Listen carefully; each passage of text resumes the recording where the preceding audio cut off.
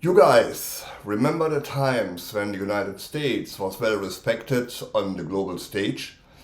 You know, the time before 2016? The time has passed, thanks to the orange idiot.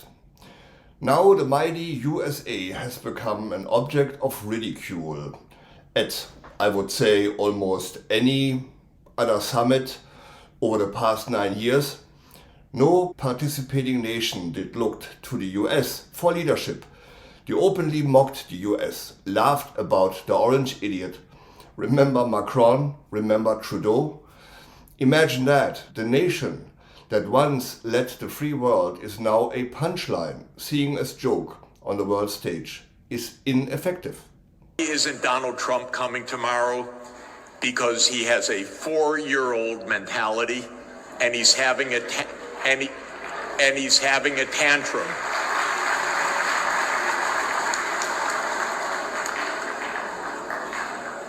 He's having a tantrum. What is the tantrum? That the rest of the world says, we don't want a king. As President Lula said, we don't need an emperor. He would come here as just one of 20 leaders, or 21. He doesn't want that. He's having a tantrum. So this rebalancing is happening. He's having a particular tantrum, by the way, because the United States is in a deeply neurotic funk. So the 34 times convicted fraudster and sexual predator stayed away from the G20 in South Africa for nothing but racist reasons. And of course, because he is afraid that he gets shunned because of his lies about the country. And while Trump throws ketchup at the walls in the Oval Office, Mark Carney was more than willing to step in. And he was well received on the world stage. And then, in a powerful move, world leaders collectively barred the US from the closing ceremony. Imagine that. But that's not all. It went even worse. When Trump requested a seat at the table for a future summit, the answer was a clear and unified refusal. But what I really wanted to show you is the statement by Mark Carney as he answers a reporter's question if he was talking or even coordinating with Trump. Carney's response was blunt. No, he isn't. His focus is on building Canada, not on phone calls with a figure he is clearly seen as a distraction. Take a listen. Good morning, Prime Minister. Ashley Brooks, CBC News. Since the U.S. called off trade talks with Canada, has Mr. Trump returned your calls, texts, or accepted your apology over the Ontario ad? He accepted the apology when I spoke to him, and we've had discussions. I've been busy. This is another point, though. I've been busy. We passed a budget with that's going to catalyze $1 trillion of investment. We have launched new trade agreements. We've secured new investment in the country of a size not seen arguably before. So we're busy. He's got other things to do, and we'll re-engage when it's appropriate. As Carney continues to answer even the most repetitive and stupid Trump-focused questions, he stayed professional and his messaging remained consistent. He expressed no urgency to speak with Trump. His position was that until the US demonstrates mature and stable leadership, Canada's attention will remain on its own priorities and its own people. He effectively told the media to stop focusing on the drama and start focusing on the work Canada is doing. It's a detail. I spoke to him. I'll speak to him again when it matters. I mean, the sort of, I'm always happy to, sorry, I slipped into French because I anticipated the en français thing. I look forward to speaking to the president soon, but I don't have a burning issue to speak with the president about right now. When America wants to come back and have the discussions on the trade side, we will have those discussions. I'm going to answer a potential question here, and then I'll pass back, which is... When Prime Minister Mark Carney was asked about the future of Canada-US relations, he didn't need to name Trump to deliver a powerful rebuttal. Yet everyone knew who Mark Carney was talking about. Carney spoke of deep, value-based partnerships with allies like Europe, founded in shared commitment to equality and climate action. He then contrasted that with relationships that are merely transactional. By placing the United States in this second category, he sent a clear message. Without shared principles, the foundation of the alliance has fundamentally changed. Let's play the clip. When was the last time you spoke to the president? And as you diversify trade away from the U.S., what's your red line? Like in terms of dealing with other countries, I mean, what are the conditions where you won't do business with another country no matter how much money it has? Well, I think let me answer the second part of that, which is there's levels of engagement with countries. Our partnership with the European Union, for example, is at a level prospectively that is unmatched with other jurisdictions because we have similar values in terms of privacy, for example. We have similar values in terms of sustainability. We have similar values in terms of workers' rights. We have similar values, to go to the previous question, in terms of gender equality, LGBTQ rights. And all of that reflects, so the level of economic cooperation, defense cooperation, security cooperation. We have similar views about territorial integrity in Ukraine as well. So our level of cooperation with the European Union, with the United Kingdom, is on a different level than our level of cooperation with other countries. So there's that aspect. Other countries in the emerging world where there's levels of cooperation which are more in commodity-based trade, goods and everyday goods and services, but don't extend to those broader partnerships. So all relationships are not equal; they're not of equal depth, and certainly it's not the case. This is an important point. When we engage with a country, Canada engages with a country, that we're endorsing everything that country does. The two do not follow. We calibrate our relationship, but it's not an endorsement of everything that happens in the country, nor vice versa from those countries to us. Next question. Who cares? I mean, it's a detail. At this point, why should Mark Carney talk to the political illiterate orange idiot? Trump has nothing to say. His ship is sinking, and it's sinking fast. Trump is losing big time. Trump is fighting for nothing else but pure survival. He has a 64% disapproval rating. The Epstein files will come out, and no matter where he looks, he sees threats. Trump is so stressed out, he is losing his marbles. He is losing his mind. Does anyone really think Trump gives a shit about Canada right now? He does not, and he never did. Trump is not willing to give Canada anything, certainly not a good or a fair deal. And Kushma, as we know it, will be over next year. And Mark Carney knows it too. Carney did everything humanly possible. Now he tells the serial bankruptcy in the White House, I have enough. I'm done now. And Canada does the only logical thing, moving full steam ahead in becoming able to stand on our own 2 feet. As Mark Carney pointed out repeatedly, a strategic shift in the global order is already happening.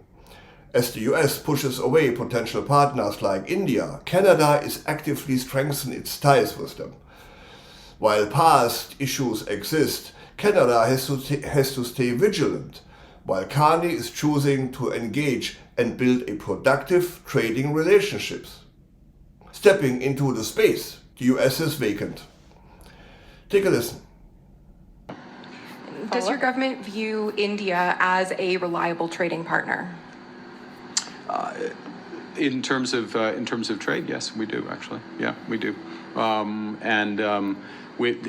There are issues. Let me frame that, expand just a slight bit, if I may, on that, which is that we have trade issues with the European Union. I described earlier as our closest partner. They have trade issues with us from time to time. Sometimes there will be our dispute settlement mechanisms, or the WTO's dispute settlement mechanism will have to adjudicate on decisions that we have each taken. That's part of the system. So you can be both a reliable trading partner, and there will be some sources of friction. What I will say with respect to India is that we don't have a comprehensive economic partnership agreement with India, one of the world's largest and fastest growing economies. The ability to have more effective trade with them, to scale that trade with them, would be greatly helped by that, and that's one of the many reasons why I'm looking forward to the discussion with Prime Minister Modi this afternoon. The takeaway for us Canadians was clear. We saw our Prime Minister representing us with confidence on the world stage. We saw reporters attempting to create drama and an opposition leader trying to spin a narrative from a single soundbite. And we saw government officials calmly dismantle this attempt with facts. In the end, the contrast was obvious. Mark Carney and his administration is focused on building Canada's future, while Poilievre, having no value, no concept, or even dignity, is focused on creating political noise. This entire episode reveals the misery of the opposition party and its leaders, Poilievre's growing desperation. Real leadership provides clarity, and that's what Carney demonstrates abroad.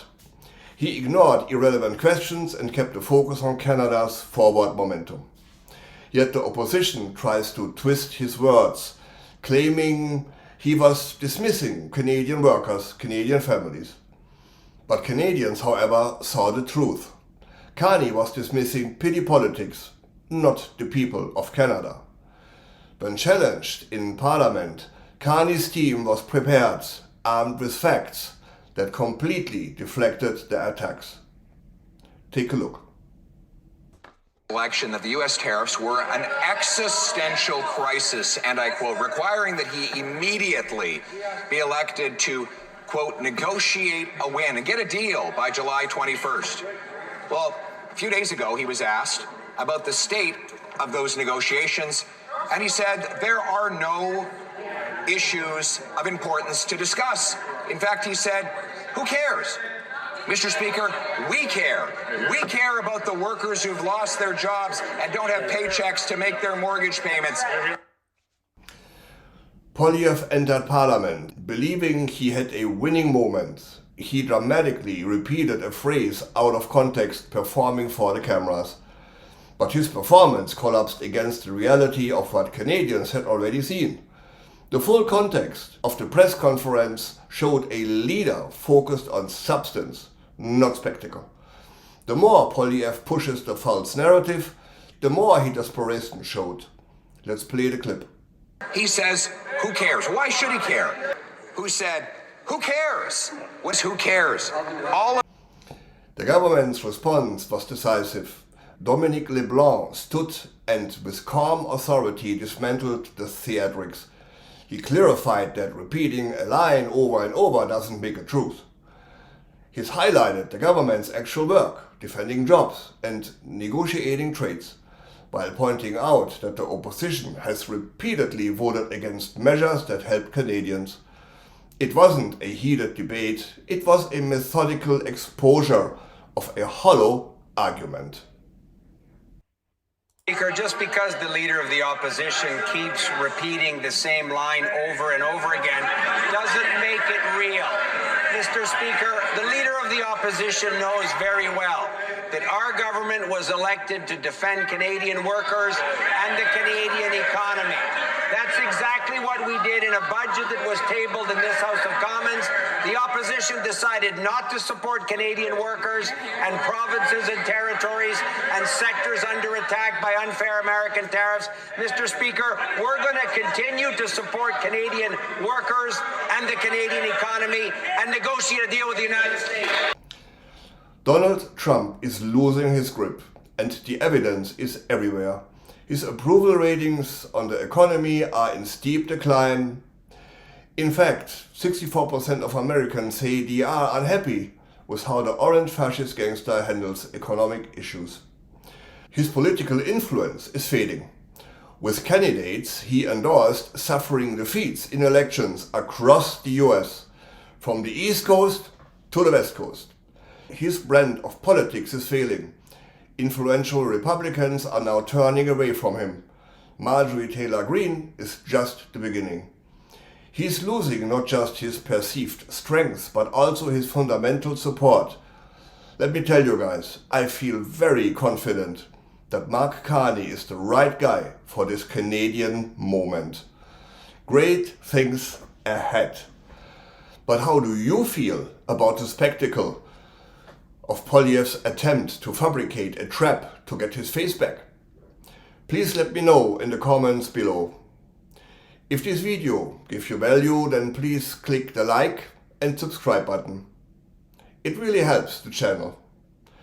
And if you like this channel's deep dives, ring the bell so you won't miss my next one.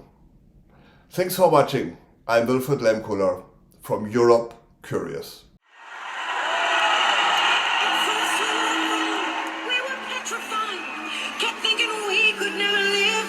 You by our side, and we spent so many nights thinking how you did us wrong.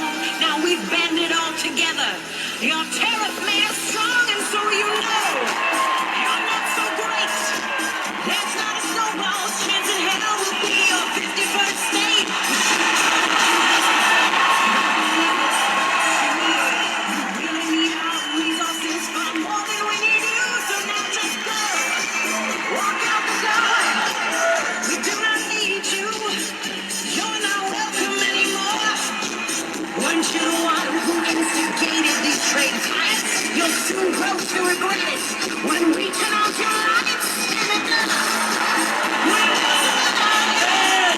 As long as we can think and what we know will stay alive. We have all we really need. We can live without your greed. We will survive. We will survive. There's been a change. It's time to know. We're not that fledgling little country stealing all of you. We are now a nation proud that is happy to be free. We didn't realize you gave us our own identity, so now just go. We will survive. As long as we can think and what we know and stay alive. Yeah, but all we really need, we can live without your greed. We will survive. We will survive. We will survive. 51st state, my fucking ass. Go on, Canada.